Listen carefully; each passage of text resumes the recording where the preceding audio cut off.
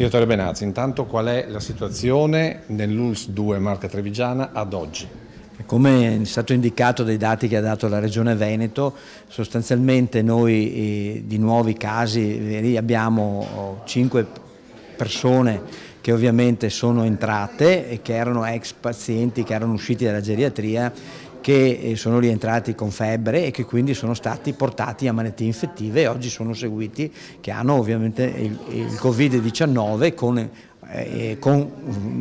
dei sintomi correlati, per cui sono gestiti dalle malattie infettive. Gli altri sono casi ovviamente di nostri operatori della geriatria, che così abbiamo terminato di testarli tutti, che sono ovviamente risultati positivi ma sono asintomatici e sono gestiti a domicilio dal servizio di igiene pubblica, quindi niente di allarmante, perché i 5 casi sono in malattie infettive, quindi al di fuori dell'ospedale. Noi abbiamo circoscritta la geriatria e quindi diciamo il nostro cluster è la geriatria e nient'altro. L'ospedale rispetto al resto è aperto e continua a fare la sua attività, sia le sale operatorie che le medicine che l'area medica, tutti, per cui nessun allarme, la vita continua e non ci sono problemi. Ecco, secondo lei tutto questo quanto andrà avanti? Ad esempio la geriatria quanto rimarrà contingentata sostanzialmente? Guardi, adesso noi stiamo facendo i tamponi ovviamente ai pazienti, glielo potremo dire nel momento in cui poi vediamo l'esito dei tamponi.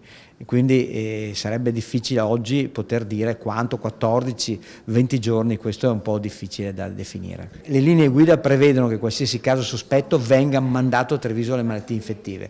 Casomai prevediamo, se serve o se dovrà servire, di allargare qualche posto in letto in più di malattie infettive, ma non certo di utilizzare altri ospedali alloggi, perché non c'è questa emergenza, per affidare pazienti che hanno il sospetto di Covid-19.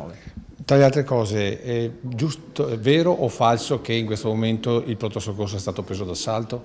Allora, il pronto soccorso non è stato preso d'assalto perché per fortuna i codici bianchi sono diminuiti, ciò dimostra che evidentemente quando durante l'arco dell'anno non c'è questa urgenza di andare in pronto soccorso. I casi che sono arrivati, continuo a ribadire, sono persone over 80 che hanno pluripatologie, che hanno la febbre, noi li andiamo ovviamente a verificare e poi se c'è il sospetto vengono mandati in malattie infettive. Sì, l'appello è questo, evitare di allarmarsi perché la situazione è sotto controllo, i pazienti che hanno ormai i protocolli sono chiari e precisi, stiamo stringendo questa forte alleanza, anche la prossima settimana vedremo i medici di famiglia che adesso ai quali stanno arrivando ovviamente i DP, cioè i presidi, i mascherini, i sovraccamici eccetera, in modo tale da creare una rete a maglie strette ed evitare che la gente arrivi in ospedale. Abbiamo attivato il nostro numero del Dipartimento, ha avuto fino ad oggi 650 telefonate,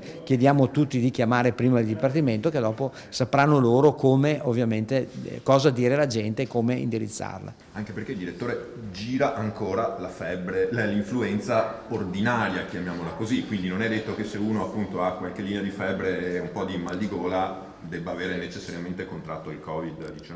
Certo, ma il dottor Rigoli e il nostro laboratorio di microbiologia hanno anche i test per influenza H1N1, A e B, per cui il dottor Rigoli sa e ha già dato indicazioni al pronto soccorso che nel momento in cui arrivi un soggetto con la febbre e non abbia le altre caratteristiche, prima facciamo il test per i virus influenzali e quindi abbiamo un buon discrimine per dire già subito che non è un Covid. A breve ci sarà anche la discussione rispetto appunto alla questione terapie intensive, quindi improntare nel caso di bisogno dei posti letto dedicati.